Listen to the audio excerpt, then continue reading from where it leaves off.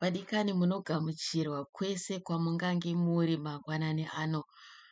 Ndinoimba kuti muri kuitirwa zvakanaka.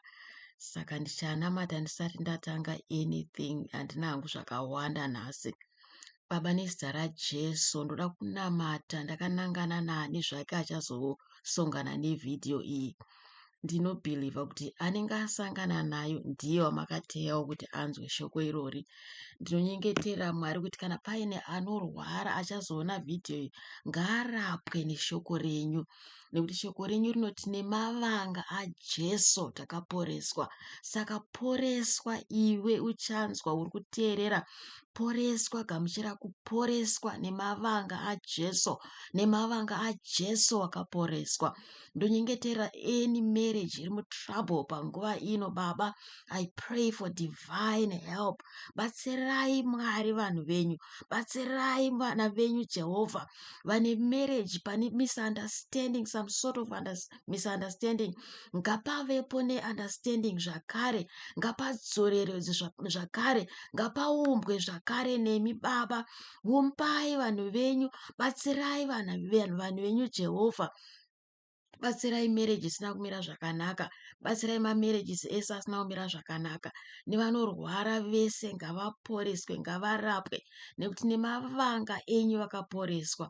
Saka gamuchirai kupora imi munorwadziwa. Mazviita enyu Mwari muya mutsvene kunditendera nguva ino. Nditenderei kutaura zvamunazvo imi pamwoyo penyu, kuti achanzwa abatsirike nazvo. Mazviita enyu Baba, nemuzita raJesu. Amen. Amen vadikani. Saka ndoda kuverenga hangu kuna Matthew 9:16-17 chete. Ndo pandichasheya nhasi papapo.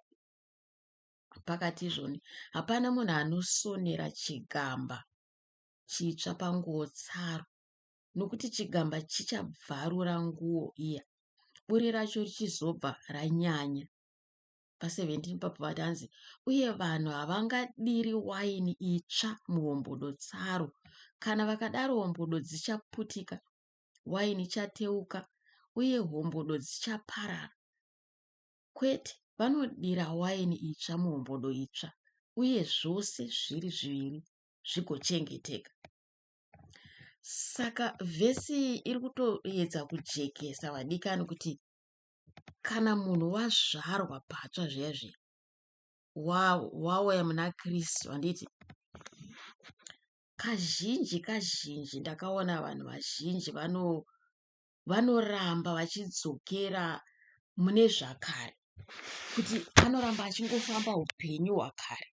Hapana chinochinja, hapana saini yekuti ugoti ndofunga vanenge vakatendeuka maitiro avo, matauriro acho havachataura zvavaisimboita kare zviya, havachatuka, havasisina hasha, havachadai, havachadai. Of course I know kuti munhu unogona kutomboramba une hasha kwechinguva uchiedza kukumbira Mwari kuti vakubatsira, handiti, but hazviite kuti ugoita makore nemakore uchingori panzvimbo 1 chete, unhu hwako husingachinje. Pane saini inovapo yekuratidza kuti Mwari pane zvavari kuita, plus iwewe wacho ndiwo uri kutendera kuti waini isadirwe muhombodo yakare. Ndiwo unotovhura mwoyo wako panyowani kuti ndaaredi kugamuchira zvinhu zvinyowani, zvinhu zvinobva kuna Mwari. Ndaaredi kuvakwa panyowani naMwari muya mutsvene, because Mwari is willing kuvaka munhu wese anoda kuvakwa, anoda kuchinjwa, havatuke, havapopotere munhu. And pane vhesi andogara ndichingoreva hangu kuna James kuti hanzi, kana pane anoshaya kuchenjera pakati penyu, ngaangokumbira hake kuna Mwari anopa asingazotuki. Saka which means Mwari vanoda kuti uchinje, ufambe maringe neshoko ravo, ufambe maringe nezvinotaura shoko. Ndoda kutoti ndiverenga hangu apa pana Romans 12. ndakuverenga pana Romans 12. Just give me second ndichipavhura. Saka vhesi 2 yacho Romans 12 inoti hanzi musaramba muchizvienzanisa nemaitiro enyika ino. Like zvinotori pachena chena kaizvo. Ndipasa andokaichingoti pasta Apostle Paul vari kutaura.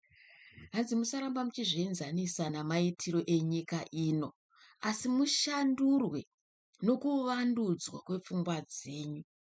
Ipapo muchakwanisa kuti muedze uye mugoziva kuti kuda kwaMwari ndokupi, kuda kwake kwakanaka, kunomufadza uye kwakanaka.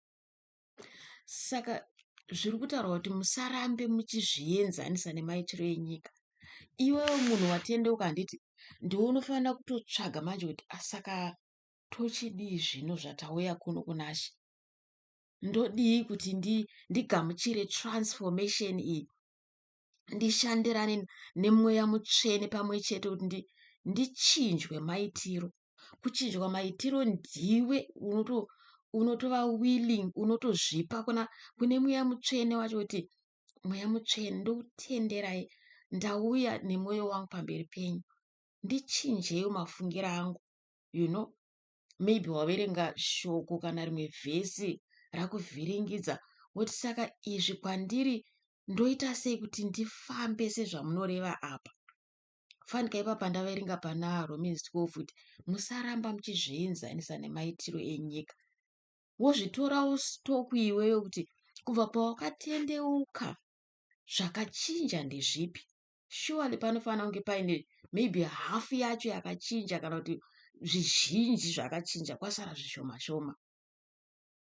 And hazvigona kuti munhu uve perfect, but vanhu vakakukomberedza handiti newewo pachako unofanira kuti zviri fani kuti ndachinja naime, hasha dzandaisimbonzwa dziya handichambodzinzwa. Madira andaita nyaya dzevanhu ndichisheya nyaya dzevanhu nevamwe, it's like ndakutokanganisika nevanhu vanodaro.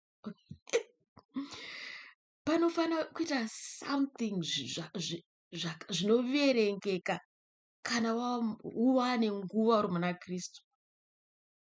Ndo paunzi kuramba muchidira waini nyowani, kureva kuti shoko paunenge uchiparidzirwa shoko paya handiti mindset yako ikaramba iri yekudhara, usina kuseta mind yako kugamuchira zvinyowani zvacho izvi waini iri kurehwa iyi, which means hanzi zvinodambuka handiti chibhegi chacho kana kuti munodirwa waini macho imomo kuti chachekudhara chasakara, hachichagamuchira zvinhu zvinyowani izvi.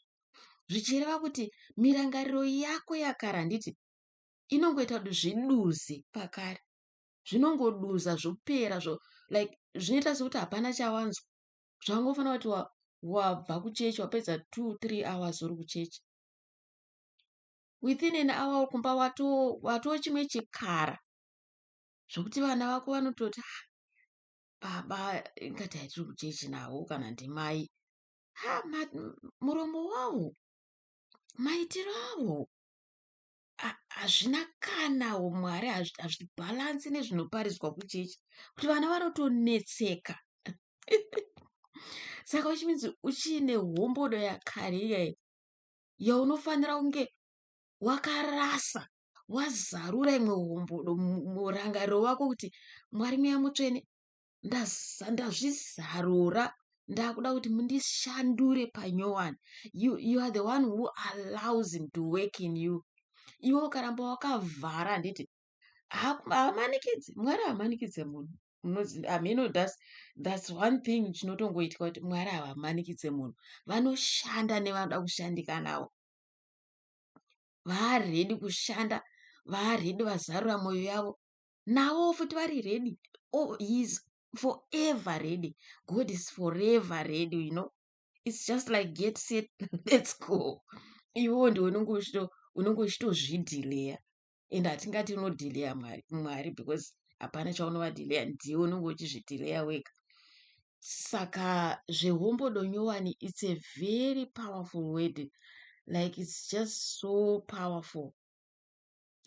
riri kutaurwa iri kuti isusu vanhu vacho handiti hazvigone pekutanga pacho pokuti hanzi kusonerera chigamba chitsva pajira nyowani. Ende ndakatozviexperienza izvo kuti paunonge uchisona paya handiti unogona kuti uchisona icho chichibvaruka ushauta what am I doing pano, ndiri kupedza nguva yangu. Saka ndozvimwe chete izvozvo vadikani, kuti kana chigamba chasakara chirasa, chitsvagawo kachimwe chinyowani, tsvaga chimwe chinyowani chinoshandika nacho, chirega kuramba uchingosona chinhu chasakara chaunoziva kuti ndiri kutochiparadza nekusonerera kwacho. Saka kuti shoko rishande mauri, rasa zvakare, rasa mirangariro yakare. Ende mirangariro yacho yakare haingorasika zvezvoti handichada zvekunyepa, handichada kusava nemwoyo murefu, kubva nhasi ndiri kutozvichinja. Mangwana kuseni it's a new day. Hazvigoneke nemunhu. Pane panototaura kuti hanzi it's not by might nor by power but by the Spirit of God. Vadikani, ndosaka takapiwa Mwari mweya mutsvene. Jesu akatisiyira Mwari mweya mutsvene kuti tibatsirikane, tigone kunavhigeta paupenyu hunohu, because haugoneke uhu pasina Mwari. Hazviite kuti tigone kufamba tega pasina Mwari. Zvinongogoneka naivo chete mubatsiri vega, mubatsiri Jesu. Sorry, ndikuedza kutaurisa vhesi nekutaura kuti hanzi mubatsiri wega. Saka pane panapa pakati hanzi izvoni, ndoda kuti ndiverenge pemweya mutsvene apa. Hanzi chingwa chidoko hamuchazondiona. Hanzi nyika haigoni kumugamuchirai nokuti hamuoni uye hamuzivi, asi imi munoziva kuti agere nemi. Mwari mweya mutsvene ari kureva pavhesi 16 paJohn 14 vhesi 16 hanzi, uye ini ndichakumbira Baba vagokupai mumwe munyaradzi kuti agare nemi nokusingaperi. Saka takapiwa Mwari mweya mutsvene. Pawakangogamuchira Jesu paya akabva atova mamuri, Ende pane pavhesi 26 pasame chapter iyoyo pakati, asi munyaradzi mweya mutsvene uyo achatumwa naBaba muzita rangu achakudzidzisai zvinhu zvose. Unozodei? Uye achakuyeuchidzai zvinhu zvose zvandakareva kwamuri. And then manje triki ndeyekuti haungayeuchidzwe zvinhu zvausingaverengi. Zvinhu zvakarehwa naJesu zvinowanikwa paiko nhaye vadikani? Zvinowanikwa mubhaibheri ka? Zvinhu zvakataurwa naMwari pachavo zviri mubhaibheri, handiti kuburikidza navaprofita. Saka mweya mutsvene anokurangaridza chii kana usingaverengi? Zvakafanana nekuti kana uda unonyora exam zviyazvi yeform 4 pamwe yeform 6, January to December, tomboti anonyorwa muna November kaya October, January to October, you are walking by faith, kuti handiverenge, ndiri mwana waMwari, I'm a child of God, ndine faith, usingaverengi uchitamba zvako, uchita murabaraba mheno zvaunonge uchingoita. December asvika nefaith yako iyo hapana chinouya kana wani. Unongorangaridzwa zvawakaverenga, zvawakastadha ndo zvaunорangaridzwa, ndo tomboti geography kana history, zvawakaverenga ndo zvinouya zvacho, ndo zvaunorangaridzwa. Mwari zvaanokubatsira kurangarira wonyora, neshoko raMwariwo futi rakadaro. Munoziva kuti zvinhu zvoumwari, Mwari vakangozvisimplify in a way yekuti zvinofananidzwa nezvepanyika stereke. Ukatarisa even maparables emubhaibheri aya, zvingori ndo maprinciples eupenyu, kuti haungapase zvausina kuverenga. Nebhaibheriwo Mwari mweya mutsvene vanokurangaridzei kana usingariverengi? Unorangarirei kana usingazivi kuti Jesu akatii? maprofita akati chii muold testament. Mwari muya mutsvene kana wasvika pane situation inoda izvozvo vanokurangaridza sei kana usingaverengi vadikani. Saka zvinotori pachena kuti kuverenga bhaibheri ndochikristu chacho, ndokukura, ndomune kukura macho. Hazvigone kukura pasina shoko vanhu vaMwari. Saka I hope kuti meseji yangu